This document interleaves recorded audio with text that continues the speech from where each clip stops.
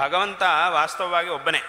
ಆದರೆ ಆ ಭಗವಂತ ಬೇರೆ ಬೇರೆ ಸಂದರ್ಭಗಳಲ್ಲಿ ಭಕ್ತರಿಗೆ ಅನುಗ್ರಹ ಮಾಡುವುದಕ್ಕೆ, ದುಷ್ಟ ಶಿಕ್ಷಣೆ ಶಿಷ್ಟ ಪರಿಪಾಲನೆಯನ್ನು ಮಾಡುವುದಕ್ಕಾಗಿ ಅನೇಕ ರೂಪಗಳನ್ನು ಧರಿಸಬೇಕಾಗಿ ಬಂತು.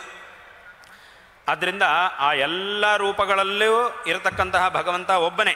ಆದರೆ ಜನರಿಗೆ ಒಂದು ಅಭಿರುಚಿ ಒಂದೊಂದು ರೀತಿಯಾಗಿರುತ್ತೆ. ಹಾಗಾಗಿ ಕೆಲವರಿಗೆ ವಿಷ್ಣು ಅಂದರೆ ಇಷ್ಟ, ಕೆಲವರಿಗೆ ಶಿವ ಅಂದರೆ ಇಷ್ಟ, ಕೆಲವರಿಗೆ ದೇವಿ, ಕೆಲವರಿಗೆ ಗಣಪತಿ, ಸುಬ್ರಹ್ಮಣ್ಯ, ಹೀಗೆ ಒಬ್ಬೊಬ್ಬರ ದೇವರನ್ನು ನೋಡಿದಾಗ ಆ ಒಂದು ದೇವರ ಮೇಲೆ ಹೆಚ್ಚಿನ ಅನುರಕ್ತಿ ಇರುತ್ತೆ. ಭಕ್ತರಿಗೆ ಅನುರಾಗ ಅದರ ಮೇಲೆ ಜಾಸ್ತಿ ಇರುತ್ತೆ.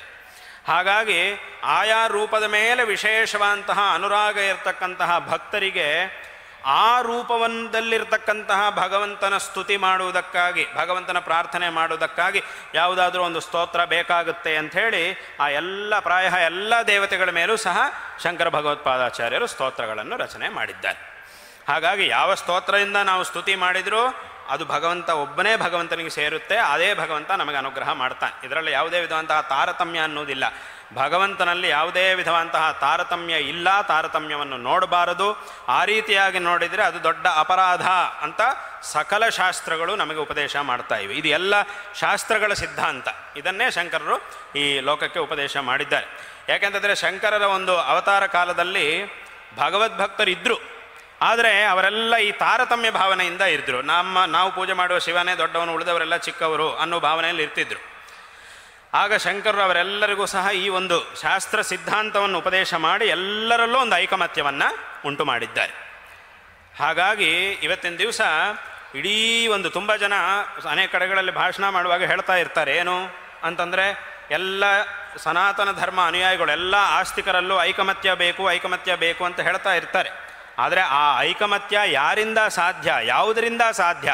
ಶಂಕರ ಭಗವತ್ಪಾದಾಚಾರ್ಯರು ತೋರಿಸಿದಂತಹ ಏಕಮಾತ್ರ ಮಾರ್ಗದಿಂದ ಮಾತ್ರವೇ ಇಡೀ ಆಸ್ತಿಕ ಸಮಾಜದಲ್ಲಿ ಐಕಮತ್ಯವನ್ನು ತರುವುದಕ್ಕೆ ಸಾಧ್ಯ. ಅದು ಬಿಟ್ಟು ಬೇರೆ ಯಾವುದರಿಂದಲೂ ಐಕಮತ್ಯವನ್ನು ತರಲಿಕ್ಕೆ ಸಾಧ್ಯವಾಗುವುದಿಲ್ಲ. ಆ ಒಂದು ಐಕಮತ್ಯದ ಕಾರ್ಯವನ್ನು ಶಂಕರ ಭಗವತ್ಪಾದಾಚಾರ್ಯರು ತಮ್ಮ ಅವತಾರ ಕಾಲದಲ್ಲೇ ಮಾಡಿದ್ದಾರೆ. ಹಾಗಾಗಿ ಆ ಒಂದು ಐಕಮತ್ಯ ಅನ್ನೋದು ಬೇಕು ಅಂತಂದರೆ ಶಂಕರರು ತೋರಿಸಿದಂತಹ ಮಾರ್ಗದಲ್ಲಿ ನಾವು ಹೋಗಬೇಕು. ಅವರು ಉಪದೇಶ ಮಾಡಿರ್ತಕ್ಕಂತಹ ಮಾರ್ಗವನ್ನು ಅನುಸರಣೆ ಮಾಡಬೇಕು.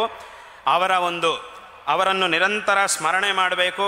ಪ್ರತಿ ವರ್ಷ ಅವರ ಜಯಂತಿ ಉತ್ಸವವನ್ನು, ವೈಶಾಖ ಶುಕ್ಲ ಪಂಚಮಿ ದಿವಸ ಜಯಂತಿ ಉತ್ಸವವನ್ನು ವಿಶೇಷವಾಗಿ ಎಲ್ಲ ಕಡೆಯೂ ಪ್ರತಿಯೊಂದು ಮನೆಯಲ್ಲೂ ಸಹ ಅವರ ಒಂದು ಜಯಂತಿಯನ್ನು ಎಲ್ಲರೂ ಸಹ ಆಚರಣೆ ಮಾಡಬೇಕು. ಅವರ ಗ್ರಂಥಗಳನ್ನು ಅಂದರೆ ಅವರು ಬರೆದಂತಹ ಸ್ತೋತ್ರಗಳು ಇತ್ಯಾದಿಗಳನ್ನು ಪಠನ ಮಾಡಬೇಕು. ಪ್ರತಿನಿತ್ಯ ಅದನ್ನು ಪಠನ ಮಾಡಬೇಕು. ಮತ್ತು ಪ್ರತಿಯೊಂದು ಕಡೆಯೂ ಸಹ, ಪ್ರತಿಯೊಂದು ದೇವಸ್ಥಾನದಲ್ಲೂ ಸಹ ಶಂಕರರಿಗೆ ಒಂದು ಸ್ಥಾನ ಅನ್ನುವುದಿರಬೇಕು. ಇವತ್ತಿನ ದಿವಸ ಒಂದು ದೇವಸ್ಥಾನಗಳನ್ನು ನಾವು ನೋಡ್ತಾ ಇದ್ದೀವಿ, ಭಗವಂತನ ಆರಾಧನೆಯನ್ನು ನಾವು ಮಾಡ್ತಾ ಇದ್ದೀವಿ, ಅಥವಾ ಧರ್ಮಾಚರಣೆಗಳನ್ನು ಅನೇಕ ವಿಧವಾದಂತಹ ಧರ್ಮಾಚರಣೆಗಳನ್ನು ನಾವು ಮಾಡ್ತಾ ಇದ್ದೀವಿ.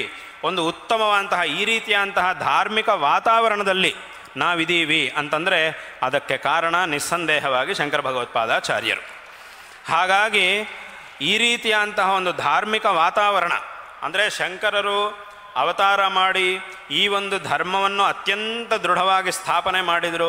ನಾನು ಅನೇಕ ಕಡೆಗಳಲ್ಲಿ ಹೇಳ್ತಾ ಇರ್ತೀನಿ, ಅವರು ಎಷ್ಟು ದೃಢವಾಗಿ ಸ್ಥಾಪನೆ ಮಾಡಿದರು ಈ ಧರ್ಮವನ್ನು ಅಂತಂದರೆ, ಅವರ ಅವತಾರವಾಗಿ 1200 ವರ್ಷಗಳಾದರೂ ಸಹ ಈ 1200 ವರ್ಷಗಳಲ್ಲಿ ಇದರ ಮೇಲೆ ಈ ಒಂದು ಧರ್ಮದ ಮೇಲೆ ಎಷ್ಟೋ ಆಕ್ರಮಣಗಳು ನಡೆದರೂ ಸಹ ಇವತ್ತಿಗೂ ಈ ಒಂದು ಧರ್ಮ ಇಷ್ಟು ದೃಢವಾಗಿ ನಿಂತಿದೆ ಅಂತಂದರೆ ಅದಕ್ಕೆ ಶಂಕರ ಭಗವತ್ಪಾದಾಚಾರ್ಯರು ಮಾಡಿರ್ತಕ್ಕಂತಹ ಒಂದು ಧರ್ಮ ಸಂಸ್ಥಾಪನೆ. ಅವರು ಈ ಧರ್ಮವನ್ನು ಸಂಸ್ಥಾಪನೆ ಮಾಡಿದ್ರಿಂದ ತದನಂತರ ಕಾಲದಲ್ಲಿ ಬಂದವರಿಗೂ ಸಹ ಈ ಒಂದು ಧರ್ಮವನ್ನು ಪ್ರಚಾರ ಮಾಡಲಿಕ್ಕೆ ಸಾಧ್ಯವಾಯಿತು.